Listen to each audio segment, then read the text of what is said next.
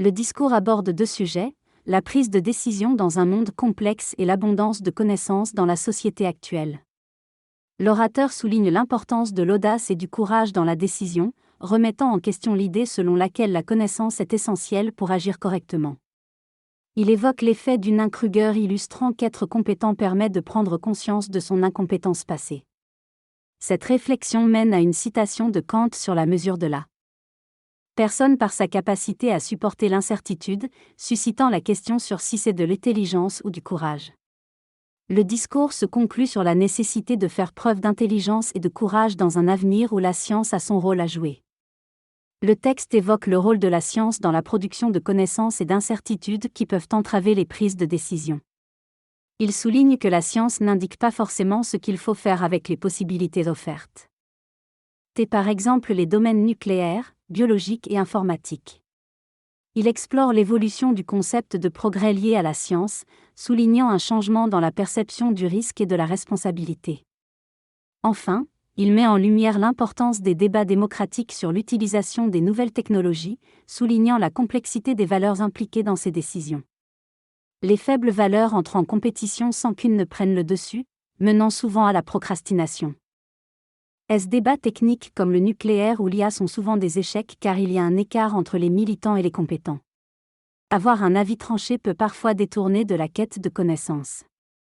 En matière de décision, l'idée de progrès implique un effort intellectuel pour anticiper l'avenir de façon crédible et attractive, en sacrifiant son présent pour un futur collectif. Avoir une petite philosophie de l'histoire personnelle facilite la prise de décision. Le risque est omniprésent. Et notre capacité à l'imaginer nous pousse à rechercher des moyens pour le réduire.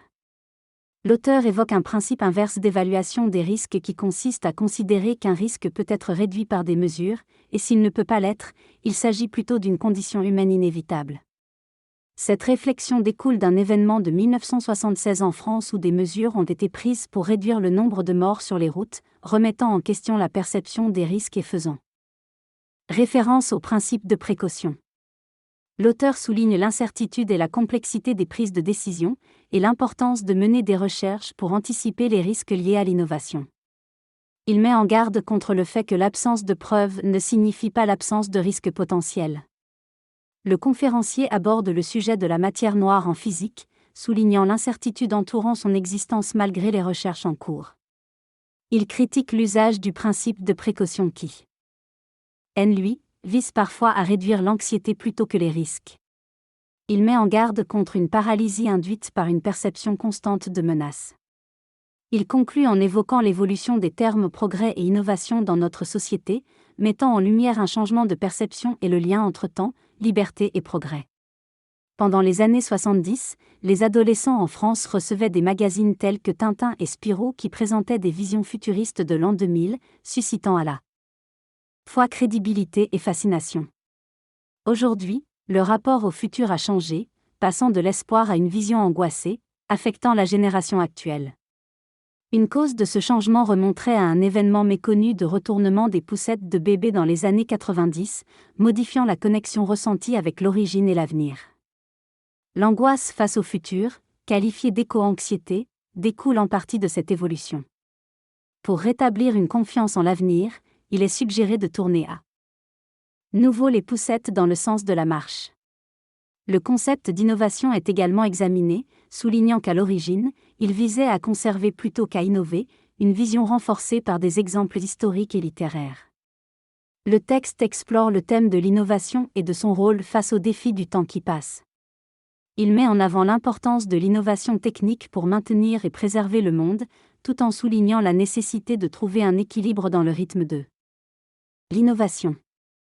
Il aborde également la notion d'union de l'innovation en Europe, mettant en lumière les enjeux actuels tels que la raréfaction des ressources, la pollution, le vieillissement de la population et le changement climatique, et l'impératif de répondre à ces défis par l'innovation.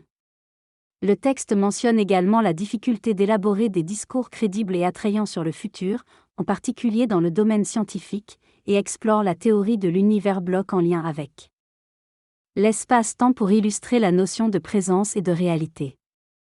Dans ce discours, Il est question de la perception du temps et de sa relation avec la migraine, mettant en avant l'idée que c'est notre mouvement dans l'espace-temps qui crée l'impression que le temps passe.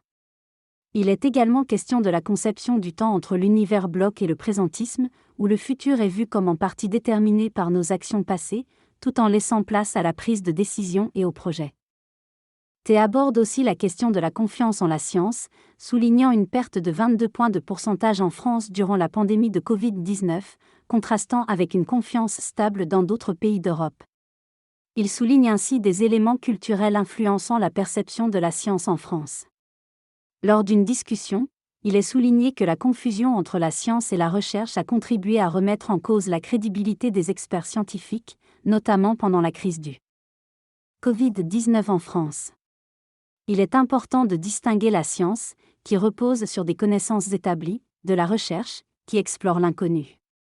Les scientifiques reconnaissent leurs limites et admettent ne pas avoir toutes les réponses. Le doute est inhérent à la recherche scientifique, et il est essentiel de ne pas prétendre connaître des réponses inexistantes. Les citoyens ne sont pas jugés sur leur niveau de connaissance scientifique, mais il est crucial de prendre en compte les aspects scientifiques dans les prises de décision. Les scientifiques sont spécialisés dans leur domaine et font davantage confiance aux experts, bien qu'ils ne prétendent pas tout savoir. En temps de crise, il est primordial de reconnaître les limites de notre savoir et d'accepter l'incertitude. Le message souligne l'importance pour les scientifiques d'acquérir des connaissances dans leur domaine de responsabilité, même s'ils ne sont pas spécialistes. Il met en évidence le manque de compréhension scientifique parmi les décideurs politiques, notamment en matière de déchets nucléaires. L'auteur encourage également à aller au-delà de la pensée uniformisée et des bulles d'information créées par le numérique, soulignant la nécessité de s'appuyer sur un référentiel commun pour construire une société cohérente. Dans ce discours, l'orateur exprime ses préoccupations concernant la polarisation des opinions et la propagation de fausses informations via les canaux de communication actuels. Il souligne le besoin de rompre avec cette tendance en encourageant la discussion argumentée et le débat contradictoire pour renforcer la cohésion sociale. Il évoque le phénomène du platisme, soulignant son émergence via Internet et exprimant son expérience personnelle à essayer de discuter avec un adepte de cette croyance. Malgré la difficulté de ces échanges, il mentionne avoir consacré du temps à dialoguer dans l'espoir de susciter une réflexion critique.